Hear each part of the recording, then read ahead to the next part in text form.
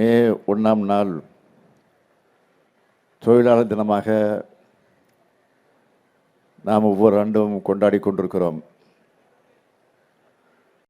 உருண்டோடுகிற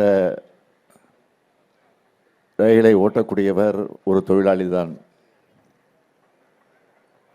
இடையை நூற்று நல்லாடை நெய்பவன் யார் என்று கேட்டால் அவரும் தொழிலாளி தான்.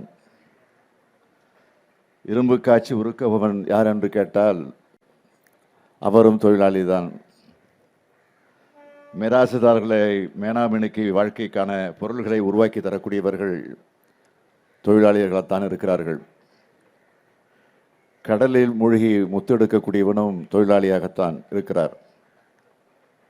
உழுது நன்சை பயிரிடக்கூடியவரும் தொழிலாளி தான்.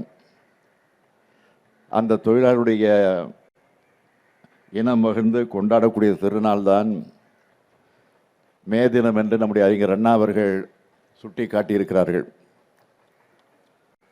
அத்தகைய சிறப்புமிக்க தொழிலாளர் தோழர்கள் தங்கள் உரிமையை வென்றெடுத்த மே நாளில் உலக தொழிலாளர் அனைவருக்கும் நான் இந்த நேரத்தில் என்னுடைய நல் வாழ்த்துக்களை மகிழ்ச்சியோடு தெரிவித்துக் கொள்ள விரும்புகிறேன்.